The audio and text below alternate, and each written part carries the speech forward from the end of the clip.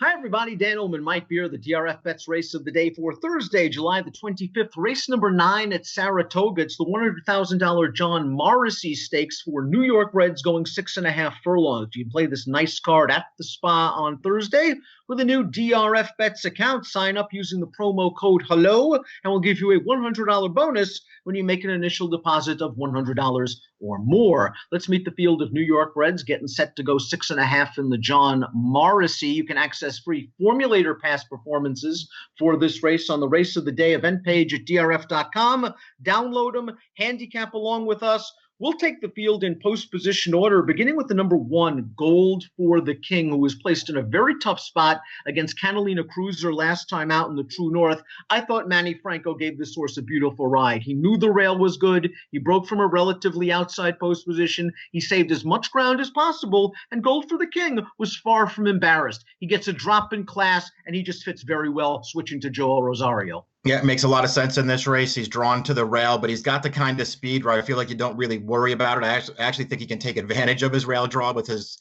running style. You know, he can be a little inconsistent at times, but man, his good race just makes him, I think, really tough in this spot. You do want to catch a fast track with him. He doesn't really like a wet track, but when he catches fast dirt against horses like this, he's a handful. The number 2 is Celtic Chaos, third in this race last year, winner of the Morrissey in 2017 over Muddy Going. It took him 34 starts, but he finally reached the triple-digit buyer plateau last time out. It was a 4-horse field, and it looked like there was a little bit of pace for him to run at. He got a nice ride from Dylan Davis, sort of the in-out trip. He ran down Vici in California Night. I need to see him do it again, especially cutting back in distance in a race without much pace. Yeah, I mean, that's the real problem. I mean, he is a true closing sprinter, and if he doesn't catch a fast pace in front of him, he's really compromised. As you point out, though, he won this race a couple years ago. He might have been best last year, Dan. I mean, he was making a big run into that race. He could not get clear at the end, and it really cost him. He does like Saratoga. He also really likes a wet track, which he's caught the last 2 years. I didn't see this race setting up that well for him. While a lot of folks might simply dismiss the 3 Saratoga Giro as always a Finger Lakes horse and they're taking a shot, note that he's been in the exact in 20 of 31, and he ran a very good race at Saratoga last year when second to Celtic Chaos. He has a hint of early speed. I just wonder if he's in the same form now at the age of 6 as he was last year going into that Saratoga race. Yeah, I wonder about that too. I mean, I thought he ran fine last time contesting the pace in a race that ultimately went to a closer, but it just didn't come up that fast. This is a way tougher spot. He's a really nice horse. I just feel like races like this might be a little too tough for him. The number 4 is Build to Suit, and in my estimation, he's the key to this race for Chad Brown because he's been away for 6 months. Layoffs shouldn't be a problem for him because he was away for a year and a half before his most recent start, a race he won with a 101 Beyer speed figure. But trips don't get much better than that, Mike. He was able to save ground, and you could have drove a Mack truck through the hole down towards the inside that Build to Suit ran through, but he did run. It was a big figure performance, and Chad usually has these horses ready to fire off layoffs. And this horse ran well at Saratoga in 2017. Yeah, I mean, I'm a little bit afraid of this horse just because he started out his career with so much promise. He won 4 of his first 5. He won 2 races up here, and he just missed a ton of time. And then he comes back with a 101 Beyer, perfect trip or not. He really ran, and it was a fast race.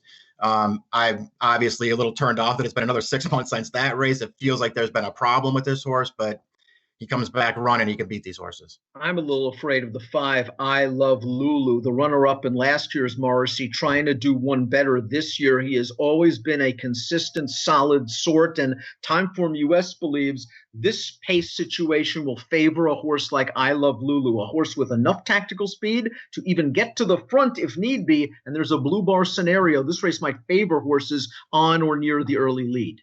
Yeah, I mean, we'll see what happens here. I mean, he does have the speed to make the front here. That would certainly make him dangerous. He, has had some trouble winning races lately. It feels like he's not quite the win machine he used to be, but he's still a very good horse. He's competitive in races like this. I really did think that Gold for the King was going to show some speed from the rail, and I think that might hurt I Love Lulu's chances, but he's a major contender in here. T Loves a Fight is just such a cool horse, and we love to root for him. He's won his last 3 races. He's already won this year at the Saratoga meet. This barn has just gotten him sharp. Just a sensational $10,000 claim. He can be a little bit closer to the pace. It's not like he's a one-run closer, but he's really getting a class test. He has the back class. Yeah. He's going to have to find it, though, against some toughies on Thursday. True enough. I mean, listen, he's a New York bred stakes winner in the past. He's gone in and out of form a couple times. He is back in form right now for his new connection. And they're going to strike while the iron's hot, come back in 11 days off of a win.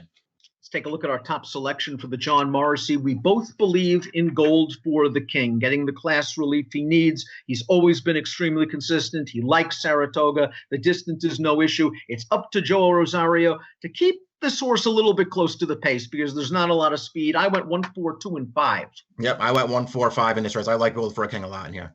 Let's see if Gold for a King can get it done for Charlie Baker and Joel Rosario in Thursday's John Morrissey. Sign up to DRFBets to play this race. Use the promo code HELLO. We'll give you a $100 bonus when you make an initial deposit of $100 or more. An approximate post time for the Morrissey, 5:15 Eastern. Best of luck.